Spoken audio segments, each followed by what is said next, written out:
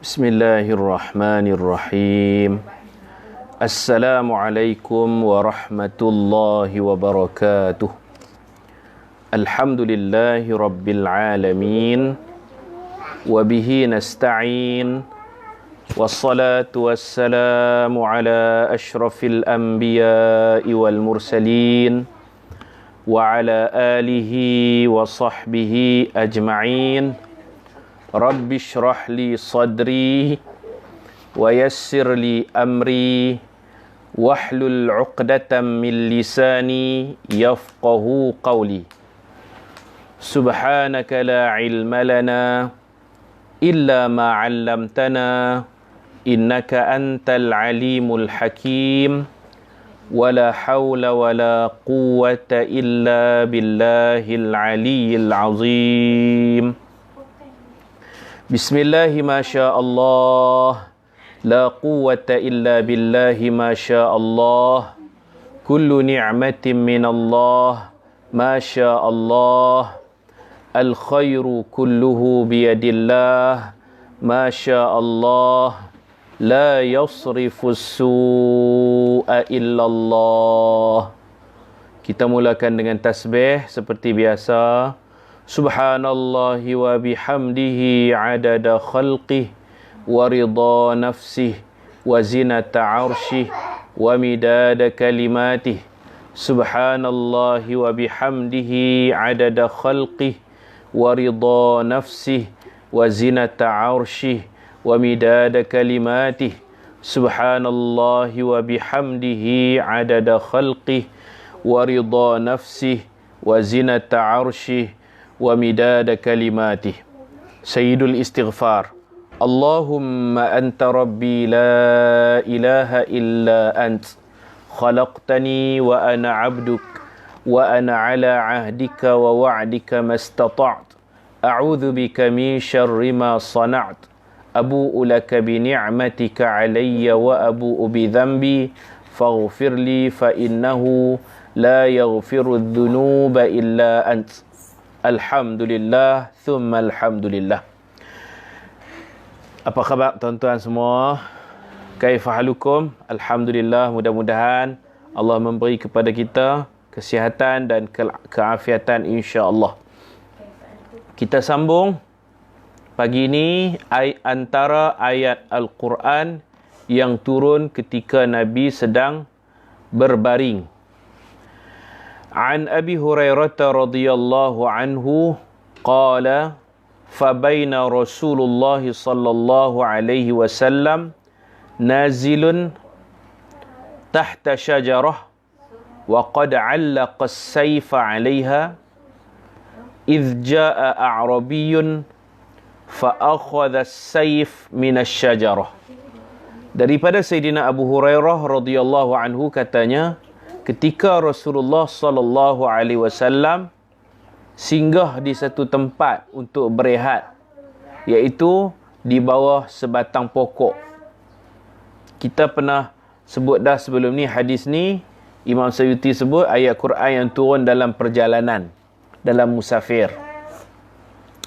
Ini dia ulang sekali lagi hadis ni, nak cerita dalam bab lain pula, dalam tajuk ayat Quran turun waktu Nabi sedang berbaring. Baik, dalam satu musafir, Nabi singgah nazilun. Nabi singgah tahta syajarah. Berhenti, rehat, tidur bawah pokok. Waktu tu waktu malam. Imam Suyuti juga sebut ayat Quran ni turun waktu malam dalam musafir. Yang ketiga ketika Nabi sedang berbaring, berehat-rehat malam dalam musafir dan Nabi sedang berbaring bawah pokok. Wa qad 'allaqa as-sayfa 'alayha, dan Nabi gantung pedang Nabi atas pokok. Pada satu ranting pokok tu Nabi gantung pedang. Iz jaa'a a'rabiyyun, tiba-tiba datang Arab Badawi yang bukan Islam. Fa akhadha as-sayf, dia ambil pedang Nabi minasy-syajarah, daripada pokok itu. Thumma dana minan Nabi sallallahu alaihi wasallam, kemudian dia menghampiri Nabi. Wa huwa naimun, Nabi sedang tidur. Fa aiqazahu, samsing Badawi ni, dia pergi dekat Nabi, dia rampas pedang Nabi, Nabi sedang tidur. Fa'aiqazahu. Dia kejutkan Nabi. Bangun. Dia tak bunuh terus. Faqala ya Muhammad man yamna'uka minni al-lailah. Wahai Muhammad, malam ini siapa yang dapat menyelamatkan kamu? Faqala Allah. Nabi kata Allah. Dia jadi takut, jatuh pedang. Kemudian Nabi bergelut. Nabi ambil pedang, Nabi tolak dia. Nabi naik atas perut dia, atas dada dia. Nabi pula tanya, siapa yang akan dapat selamatkan kamu? Tak ada siapa yang boleh selamatkan dia. Fa'anzalallah. Allah turunkan ayat Quran. Surah Al-Ma'idah ayat 67. A'udzu billahi minasyaitonir rajim. Ya ayyuhar rasul.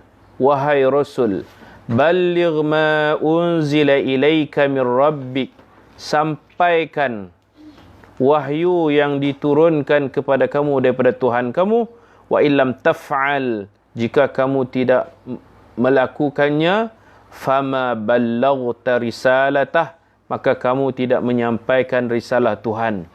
Wallahu ya'simuka minan nas, dan Allah menjamin keselamatanmu daripada kejahatan manusia.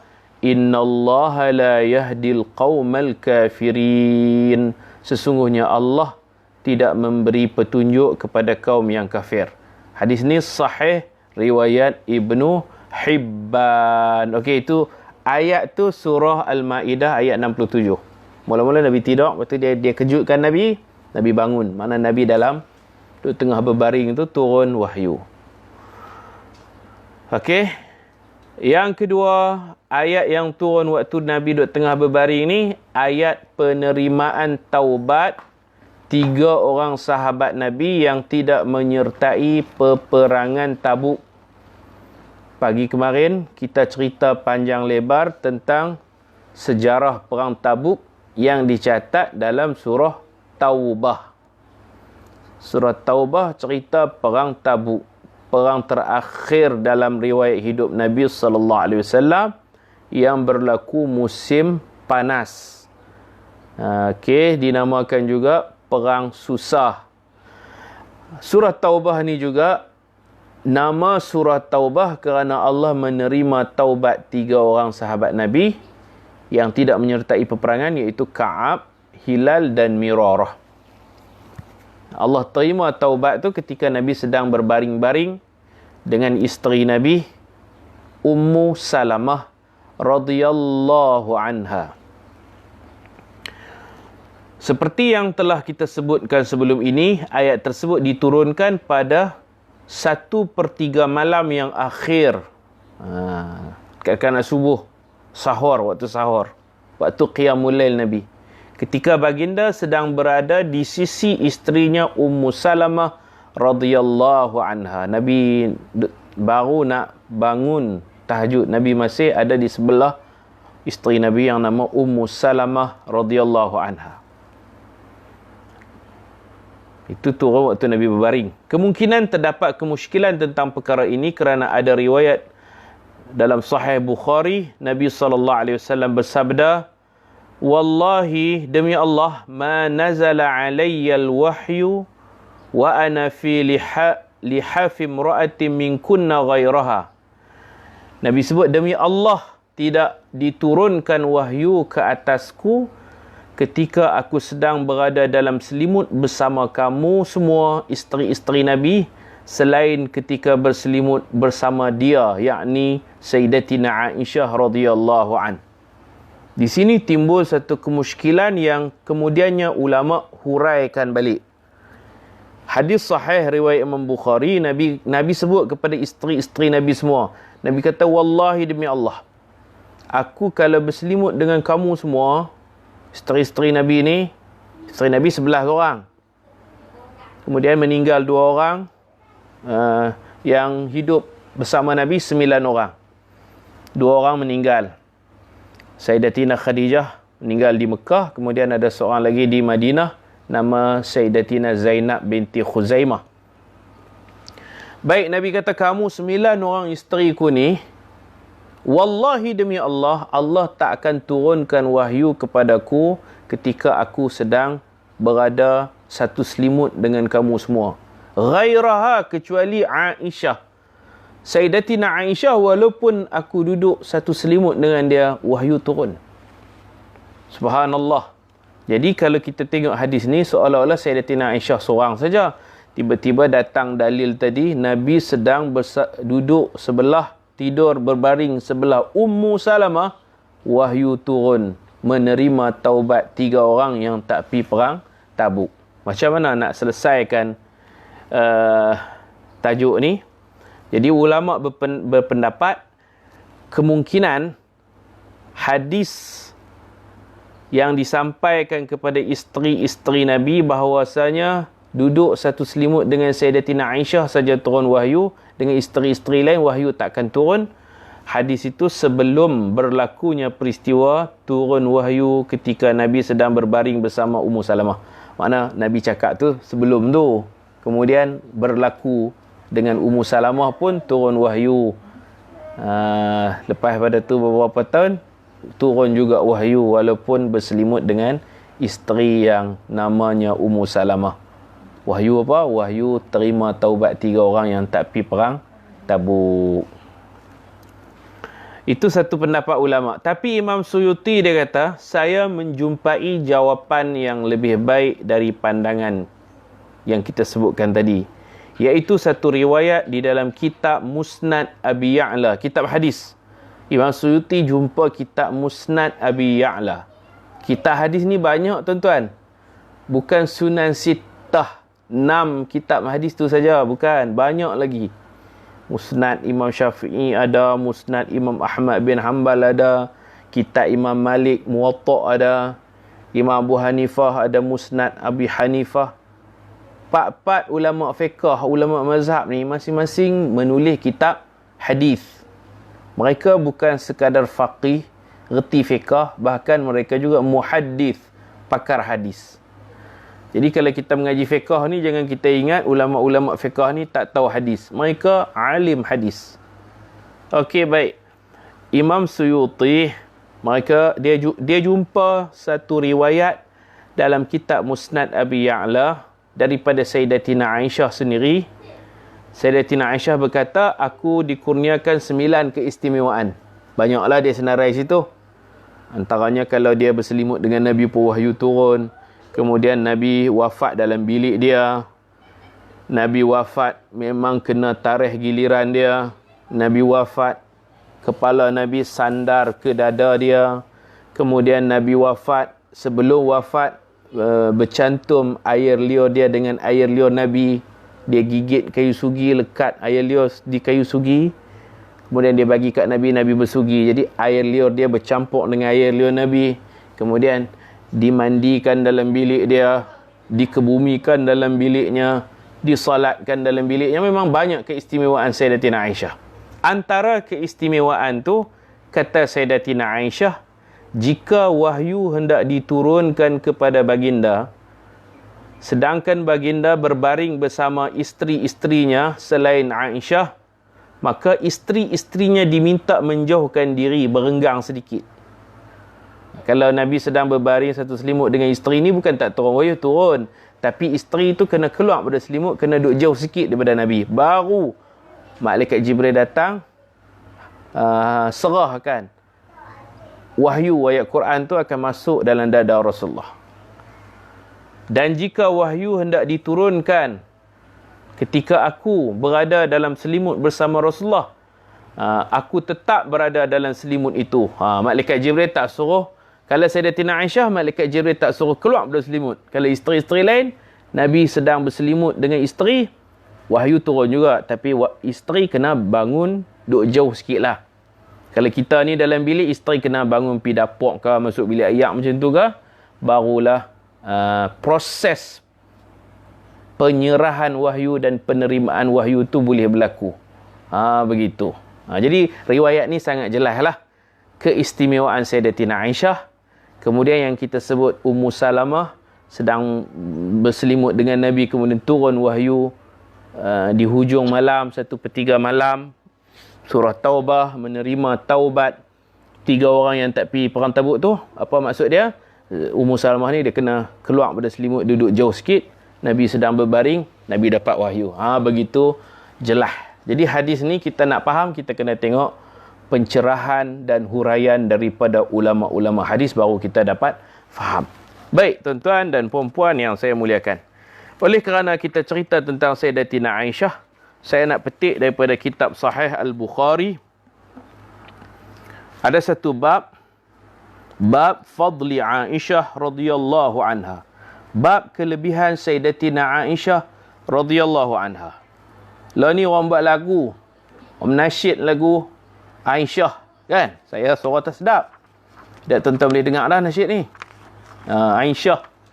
Jadi dalam Sahih Bukhari ada bab kelebihan Sayyidatina Aisyah. Sayyidatina Aisyah meriwayatkan satu hari Rasulullah balik ke rumah, Nabi panggil dia ya Aish, panggilan manja. Aisyah, Nabi panggil ya Aish. Kalau kita Melayu ni dia nak bagi manja lagi apa? Aisyah ke? Aisyah. Aish. Aish. Kalau orang dulu-dulu, orang lama-lama, dia manja dia panggil Choh ya. Aisyah panggil Choh. Tu habis manja tu. Choh. Syah. Begitu. Jadi boleh ringkas. Ulama hadis tang ni pun ulama hadis dah berhenti sikit. Nama orang boleh kerak tak? Boleh. Tapi kerak bagi elok lah. Kalau nama Muhammad tu, kalau kita panggil mat tu makna mati, telah mati, mata mati. Muhammad pergi panggil mat makna mati. Kalau mim dal mad makna lanjut dan panjang. Tu tajwid mad. Tak panggil penuh pun tak apa, tapi tengok makna dia nah. Nabi panggil Aisyah ya Aish. Hadza Jibril. Nabi balik rumah. Rupanya Nabi balik rumah tu, Nabi bersama Malaikat Jibril. Malaikat Jibril follow Nabi sampai depan rumah. Nabi bagi salam kepada isteri Nabi. Isteri Nabi Sayyidatina Aisyah buka pintu. Selalunya kata Sayyidatina Aisyah, Nabi akan bersugi dulu sebelum langkah masuk rumah. Nabi gosok gigi dulu, baru langkah masuk rumah. Masuk rumah, Nabi kata, ya Aish, wahai Aish. Aisyah tu. Hadza Jibril, ini Malaikat Jibril. Yaqra'uki salam, dia kirim salam kepada kamu. Ni Jibril ni. Jibril, Nabi balik rumah. Ni bersama Nabi ni. Ini Jibril. Dia bacakan salam kepada kamu. Dia kirim salam lah. Faqultu wa alaihi salam wa rahmatullah wa barakatuh. Sayyidatina Aisyah jawab, salam Jibril. Kemudian Sayyidatina Aisyah kata, tara ma la ara. Wahai Rasulullah, Tuan dapat lihat apa yang saya tak dapat lihat. Dia tak nampak Jibril. Kalau Sayyidatina Khadijah lagi hebat, Jibril mengekori Nabi sampai ke rumah. Kemudian Sayyidatina Khadijah ni, Nabi kata, wahai Khadijah, ini Jibril. Dia datang membawa amanah. Allah kirim salam kepada kamu. Allah kirim salam dekat Khadijah. Khadijah pun jawab, Allahumma antas salam wa minkas salam fahayyina rabbana bis salam wa alaika wa ala Jibril assalam wa rahmatullahi wa barakatuh. Sayyidatina Aisyah, Jibril kirim salam. Kalau Sayyidatina Khadijah, Allah kirim salam. Baik. Nabi SAW juga sebut kepada Abu Musa al-Ash'ari radhiyallahu anhu, kamula minar rijal kathirun. Di kalangan lelaki ramai yang sempurna. Insan kamil. Di kalangan lelaki kathirun, ramai. Allah pilih nabi-nabi ni di kalangan lelaki. Insan kamil. Walam yakmul minan nisa, dan tidak sempurna di kalangan perempuan, illa Maryam bintu Imran wa Asyah imra'atu Fir'aun. Dan tidak sempurna, insan kamil di kalangan wanita ni tak ramai, melainkan Maryam binti Imran, mak Nabi Isa, dan juga Asyah isteri Fir'aun. Ni pun ni insan kamil. Ni pun ni darjat mereka hampir-hampir menyamai darjat Rasul dan Nabi. Tapi Rasul dan Nabi ni Allah pilih laki-laki semua. Wa fadlu Aisyah 'ala nisa, dan kelebihan Aisyah berbanding wanita-wanita yang lain, ka fadli tharid, seperti mulianya tharid, sejenis makanan, ala sairi ta'am, berbanding makanan-makanan yang lain. Tharid ni makanan special bagi orang Arab. Apa makna tharid? Nabi kata makanan ni ada banyak, semua sedap, tapi makanan hak paling sedap tharid. Tharid, kegemaran Nabi. Tharid ni special punya makanan. Mereka akan patah-patahkan roti, mereka akan masak daging, rebus daging, buat kuah sikit macam mana tak tahu, maka jadilah roti dimasukkan dalam kuah, ada sup situ, ada daging. Saya nak cerita pun tak tahu, saya pun tak reti buat. Orang Melayu kita roti dia boleh pandai buat puding lah apa kan. Orang Arab dia ada satu makanan yang sedap, namanya tharid. Makanan tu nama tharid. Jadi kelebihan Aisyah berbanding perempuan yang lain seperti kelebihan makanan tharid berbanding makanan-makanan yang lain.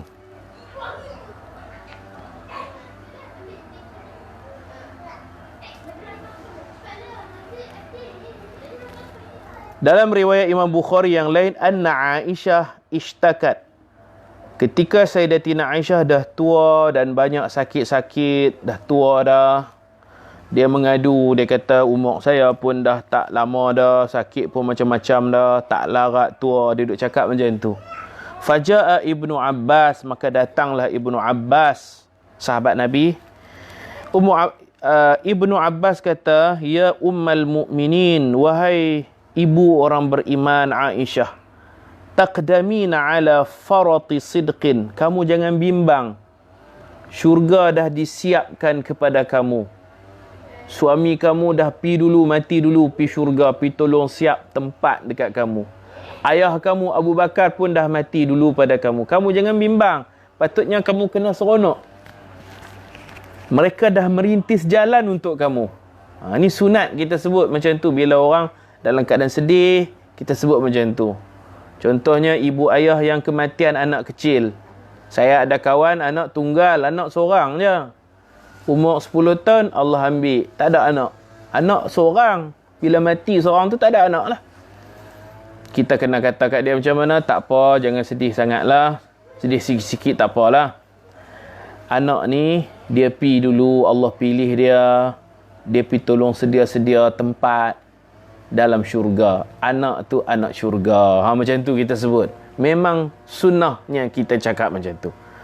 Ibnu Abbas kata dekat Sayyidatina Aisyah, kamu jangan bimbang, sepatutnya kamu kena berseronok sebab suami kamu dah pi syurga.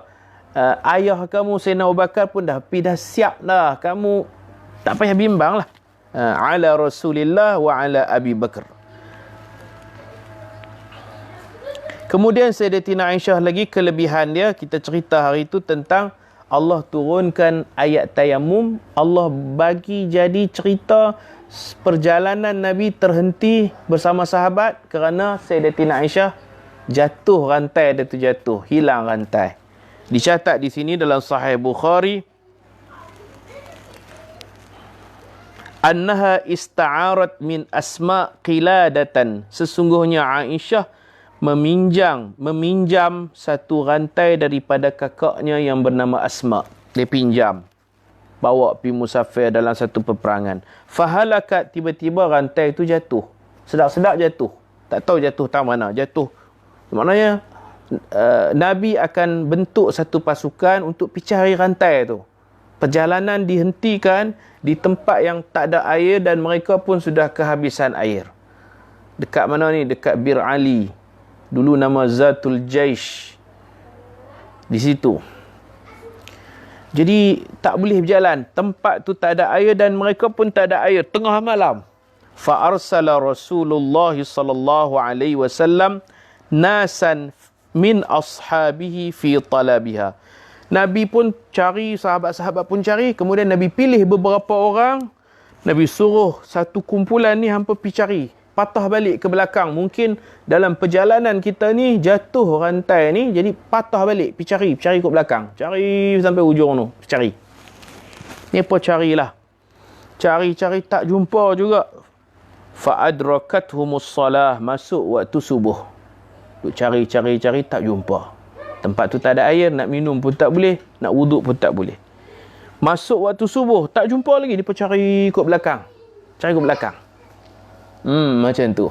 Contohnya kalau dari Sungai Petani nak pi ke Juru, kena patah balik. Juru tu patah balik jalan ke Sungai Petani ni, cari ikut perjalanan tu, kok jumpa rantai. Sebab Sayyidatina Aisyah dia rasa bersalah, pinjam rantai kakak, bagi hilang pula. Dan Nabi pun tak marah dia. Nabi kata kita cari, insya-Allah jumpa, cari. Solat subuh dah masuk. Apa ni buat kumpulan? Ni kumpulan yang diketuai oleh Usaid bin Hudayr. Usaid bin Hudayr antara pemimpin penduduk Madinah, pemimpin Ansar. Bila dah masuk waktu semayang, ayat tak ada fasallu bi ghairi wudu, mereka salat tanpa wudu. Ini juga dalil adanya salat hormat waktu. Salat tanpa wudu dan tanpa tayamum. Sebab tayamum pun tak tahu lagi. Satgi baru Nabi dapat wahyu ayatut tayamum. Satgi. Pupus sembahyang tanpa wuduk dan tanpa tayamum. Salat hormat waktu. Falamma atawan Nabiya sallallahu alaihi wasallam syakau dhalika ilaih. Setelah mereka kembali kepada Nabi, mereka mengadu. Ni cerita kami pergi sampai hujung tu tak jumpa wahai Rasulullah. Subuh dah masuk, kami pun sembahyang subuh. Nabi kata hampir ambil wuduk. Ayak mana? Tak ada ayak, tak ambil wuduk. Mayang gitu. Pepatah balik jumpa Nabi, cerita rantai tak jumpa. Nabi tak semayang lagi subuh. Nabi tak semayang lagi. Grup hak bersama Nabi tak semayang lagi. Kumpulan hak pergi cari ni dah semayang dah subuh. Tanpa wuduk dan tanpa tayamum. Bila mereka cerita kat Nabi, fanazalat ayatut tayamum. Tiba-tiba turun ayat tayamum. Maka Usaid bin Khudair yang jadi ketua pergi cari rantai tu, dia kata apa? Dia kata kat Sayyidatina Aisyah, jazakillahu khairan. Terima kasih banyak-banyak. Semoga Allah membalas jasa baik kamu. Jasa baik hak mana? Hilang rantai takkan jasa baik. Dia pandang positif. Kerana hilang rantai, Allah turunkan ayat tayamum. Sebab ayat tu, kamu dalam musafir, falam tajidu ma'an, kamu tak jumpa air, fatayammamu, tayamum. Ayat tu cerita kamu dalam musafir. Kalau Nabi duduk di Madinah, tak relevan ayat tu. Allah sengaja simpan ayat tu di Lauh Mahfuz. Allah sengaja buat takdirkan cerita Nabi musafir Nabi tergendala, terhenti, hilang rantai dan sebagainya. Kerana ayat tu memang sejak azali, sebelum ada langit bumi ni, firman Allah, aw ala safarin, atau kamu dalam musafir. Musafir itulah. Falam tajidu ma'an, kamu tak jumpa air. Sebelum tak jumpa air tu, dia ada cerita hilang rantai. Kata Usaid bin Khudair, terima kasih banyak-banyak wahai Aisyah, jazakillah khairan. Kalau orang lelaki kita sebut jazakallahu khairan. Ada juga orang sebut tak habis, dia sebut jazakallah. Tak habis ayat tu. Dia kena sebut khairan baru habis. Jazakallah maksudnya Allah akan balas. Balas apa? Balasan Allah ada dua. Ada balasan baik, ada balasan tu makna hukuman. Jadi kita kena sebut jazakallahu khairan. Semoga Allah membalas kamu dengan khairan, kebaikan. Kalau kita nak tulis WhatsApp apa semua, kita sebut jazakallahu, jangan lupa khairan. Macam tu. Kalau nak tambah kathiran pun boleh. Jangan kata jazakallah. Jazakallah itu ayat tak lengkap. Allah akan balas. Balas apa? Balas kebaikan. Jazakillahu khairan. Fawallahi, demi Allah, kata Usaid ni, ma nazala biki amrun qat, demi Allah, tidak menjadi satu-satu peristiwa dengan kamu illa ja'alallahu laki minhu makhrajan, melainkan Allah pasti memberi jalan keluar. Kamu difitnah berzina dengan Safwan, kes kamu juga wahai Sayyidatina Aisyah, Allah nak syariatkan hukum qazaf, tuduh orang kena 80 rotan. Dan ini pun hilang rantai ni tentu ada makhraj, jalan keluar. Satgi jumpa lah. Mesti jumpa punya, kata Usaid.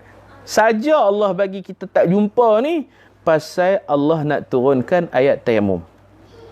Jumpa tak? Memang jumpa. Setelah dah cerah macam pagi ni, dah cerah matahari terbit, jumpa rantai duk ada kot tu lah. Rantai ada bawah unta yang Sayyidatina Aisyah naik, bawah pokok unta. Wa ja'ala lil muslimina fihi barakah, dan Allah menjadikan pada keluarga Sayyidatina Aisyah untuk orang Islam satu keberkatan. Satu lagi saya nak baca hadis tentang kelebihan Sayyidatina Aisyah. Sahabat-sahabat Nabi ni, mereka suka bagi hadiah dekat Nabi. Kalau bagi sedekah, Nabi terima untuk edar kepada orang lain. Nabi tak boleh makan sedekah. Keluarga Nabi pun tak boleh. Kalau orang bagi zakat, lagilah Nabi tak akan terima. Kecuali kalau orang wakil kat Nabi untuk tolong urus edar. Nabi hanya menerima zakat untuk urus. Sedekah untuk urus. Tapi hadiah kalau orang terima, Nabi ambil lah untuk diri Nabi. Sahabat-sahabat Nabi ni, mereka suka bagi hadiah. Bila Nabi kena giliran rumah Sayyidatina Aisyah, ramai orang bagi hadiah. Ada bagi kain, bagi susu, macam tu. Tak tahu Allah gerakkan hati mereka ni. Mereka pun macam tahu jadual Nabi. Lepas isteri ni, ni Aisyah. Hari ni rasa nak bagi hadiah, esok tunggu Nabi di rumah Sayyidatina Aisyah, baru bagi hadiah dekat Nabi. Jadi Nabi seronok lah. Nabi seronok dapat hadiah, siapa tak seronok kan? Seronok. Jadi isteri-isteri lain rasa cemburu lah. Oh, di rumah kita ni pun tak mau bagi hadiah. Nak buat macam mana Rumah Aisyah ni pun bagi hadiah. Okey, kita baca hadis ni. Daripada Urwah bin Zubair. Dia kata, kana nasu yataharrawna bihadayahum yawma Aisyah. Adalah para sahabat, mereka simpan hadiah mereka, mereka cari hari Nabi di rumah Aisyah, baru ni pun bagi hadiah. Hadiah ada apa ni pun balut bagi elok. Kena hari Nabi di rumah Sayyidatina Aisyah, ni pun pergi. Bukan ni pun nak pergi mengorak Sayyidatina Aisyah tu, ni pun memang suka macam tu. Nabi pun seronok duduk rumah Sayyidatina Aisyah, dapat pula hadiah, lagi bertambah seronok. Lagi bertambah seronok. Fajtama'a, qalat Aisyah cerita, fajtama'a sawahibi, madu-madu aku, isteri-isteri Nabi yang lain, mereka berhimpun. Ni pun buat meeting, buat mesyuarat. Tak boleh jadi ni. Nabi asyik dapat hadiah di rumah Aisyah ya. Tak boleh jadi. Tak puas hati. Mereka pun buat satu mesyuarat ila Ummi Salamah. Mereka pergi mesyuarat di rumah Ummu Salamah. Mereka minta Ummu Salamah cakap dengan Nabi. Qulna, mereka berkata, ya Ummu Salamah, wahai Ummu Salamah, wallahi demi Allah, innan nasa yataharrawna bihadayahum yawma Aisyah. Demi Allah, sahabat-sahabat ni awak mereka suka bagi hadiah rumah Sayyidatina Aisyah. Nabi duduk rumah kita, Nabi tak dapat hadiah. Wa inna nuridul khair kama turiduhu Aisyah. Kita pun nak bagi Nabi seronok juga, seperti mana Aisyah seronok bila tengok Nabi seronok. Kita pun kalau tengok Nabi seronok, kita pun seronok. Tapi masalahnya, orang ramai tak bagi hadiah kat Nabi bila Nabi duduk di rumah-rumah kita. Isteri-isteri kata dekat, cakap dengan Ummu Salamah. Mereka kata apa? Famuri Rasulullah sallallahu alaihi wasallam an ya'muran nas an yuhdu ilaihi haitsu kan au haitsu dar. Kau cakaplah dengan Nabi, wahai Ummu Salamah. Suruh Nabi cakap dengan sahabat-sahabat. Kalau nak bagi hadiah, tak usah duk pilih-pilih lah. Ikutlah Nabi duduk rumah Sayyidatina Zainab ke, Ummu Salamah ke, rumah Sayyidatina Saudah ke. Hadiah ni bagilah Nabi duduk rumah mana-mana pun. Wahai Ummu Salamah, kau cakap kat Nabi gitu. Kau cakap kat Nabi, suruh Nabi cakap dekat sahabat, nasihatkan sahabat. Ummu Salamah pun, bila tiba giliran Nabi dengan Ummu Salamah, fadzakarat zalika Ummu Salamah lin Nabi sallallahu alaihi wasallam. Ummu Salamah pun buka mulut lah. Bila sampai Nabi di rumah, Ummu Salamah kata, wahai Rasulullah, kami ni mesyuarat ni. Kami mesyuarat, kami rasa tak berapa puas hati lah dekat sahabat-sahabat, bukan kat Nabi, bukan tak puas hati kat Sayyidatina Aisyah. Nepa asyik bagi hadiah waktu Nabi di rumah Aisyah je, rumah kami siapa pun tak bagi hadiah. Ummu Salamah cakap dengan Nabi. Nabi buat apa? Fa'arada anni, kata Ummu Salamah. Nabi tak respon. Nabi buat tak dengar. Ya pun tak, ya tidak, tidak pun tak. Buat tak cakap. Cakap Nabi buat sengap, lepas tu Nabi buat kerja lain, Nabi keluar rumah. Ada urusan luar, Nabi keluar. Falamma ada ilayya, kemudian Nabi balik. Bila Nabi balik masuk rumah, Nabi pulang ke rumah, Ummu Salamah dia cakap lagi, zakartu lahu dhalik. Dia ulang lagi. Macam tadi juga dia kata, kami isteri-isteri ni bincang, wahai Rasulullah, kalau boleh Rasulullah cakaplah dengan sahabat-sahabat, kalau ada siapa nak bagi hadiah, jangan pilih-pilih rumah, bagi je. Nabi duduk rumah mana pun. 2 kali dah dia cadang kat Nabi. Fa'arada anni, Nabi tak layan juga, buat sengap lah. Tu style Nabi lah. Nabi sengap. Style orang perempuan pula, dia suka ulang. Diulang. Nabi sengap. Falamma kana fi thalithah, kali ketiga, zakartu lahu, Ummu Salamah kata, aku sebut lagi kali ketiga. Benda yang sama, duk cakap benda yang sama. Kali ketiga ni Nabi kata apa? Nabi kata, orang nak bagi hadiah, takkan kita nak atok orang pula. Nabi kata, ya Ummu Salamah, wahai Ummu Salamah, la tu'dhini fi Aisyah, janganlah kau berasa hati orang bagi hadiah di rumah Aisyah. Tak usahlah tajuk tu pun nak jadi pasal ni, tak payahlah. La tu'dhini, jangan kamu sakitkan, jangan kamu susahkan aku dengan masalah ni je. Masalah orang bagi hadiah di rumah Aisyah, hak tu pun nak ditimbulkan, tak payahlah wahai Ummu Salamah. Fa innahu wallahi, maka sesungguhnya demi Allah, tadi hadis yang kita baca tadi, fa innahu wallahi, maka sesungguhnya demi Allah, ma nazala alayya alwahyu, tidak turun ke atasku wahyu, wa ana fi lihafi imra'atin minkunna, dan aku berada dalam selimut bersama isteriku, ghairiha, isteri lain aku tak dapat wahyu kalau duduk dalam selimut, ghairiha, selain dia. Malaikat Jibril pun pilih. Jadi orang manusia Allah nak gerakkan hati nak bagi hadiah. Ketika aku ada di rumah Sayyidatina Aisyah, takkan aku nak kena habaq dengan mereka, seolah-olah macam nak minta hadiah daripada orang pula.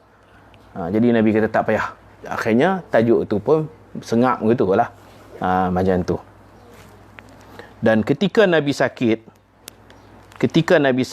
Urwah bin Zubair meriwayatkan, anna Rasulullah sallallahu alaihi wasallam lamma kana fi maradih, sesungguhnya Rasulullah di hujung hayat, Rasulullah kan sakit.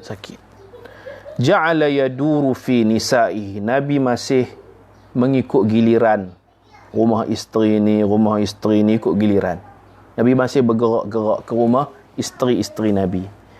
Wa yaqul, dan Nabi akan tanya, aina ana ghadan, esok rumah mana pula esok? Esok saya ke rumah mana? Nabi di hujung-hujung ayat ni, biasalah orang nak mati ni dia macam lupa-lupa sikit.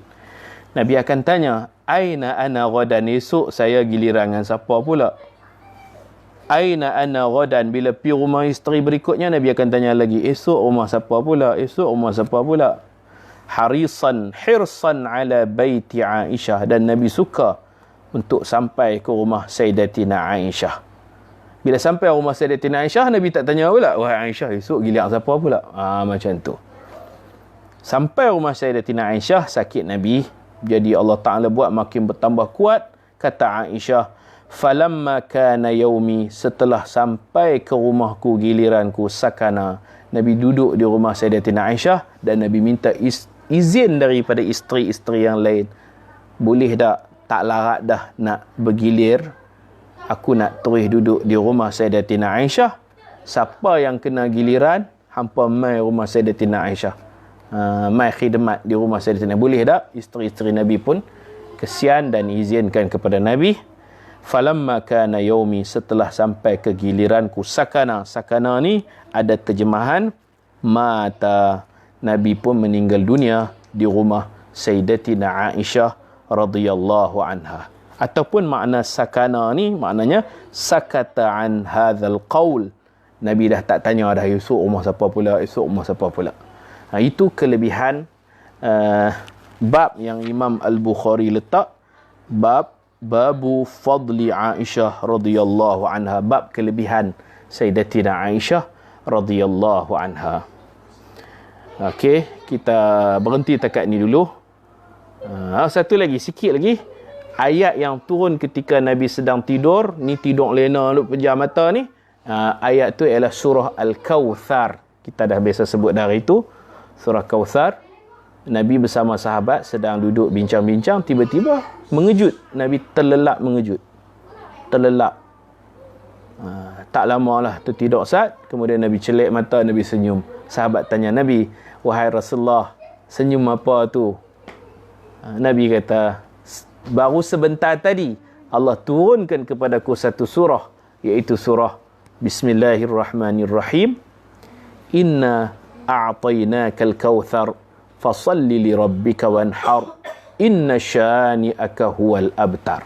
Ayat itu turun ketika Nabi sedang terlelap,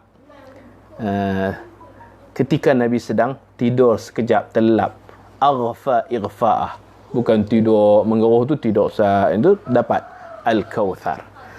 Jadi begitu. Esok pagi kita sambung ayat yang diturunkan ketika Nabi berada di atas langit, dan juga ayat yang diturunkan di antara langit dan bumi ketika Nabi sedang naik buraq. Di ruang angkasa tu ada ayat yang diturunkan. Kemudian ada lagi tajuk, ulama bincang ayat apa yang first, wahyu pertama yang diturunkan apa, ayat terakhir apa. Banyak lagi tajuk kita insya-Allah. Jadi terima kasih kepada tuan-tuan peminat-peminat Al-Quranul Karim, ulumul Quran, ilmu berkaitan Al-Quran yang perlu kita ketahui, biografi Al-Quran, turjumah Al-Quran, tentang biodata Al-Quranul Karim. InsyaAllah mudah-mudahan ada manfaat daripada kuliah kita pada pagi ini. Kita mencintai Al-Quran dan kita doakan mudah-mudahan Quran akan datang memberi syafaat kepada kita di hari akhirat nanti. Assalamualaikum warahmatullahi wabarakatuh.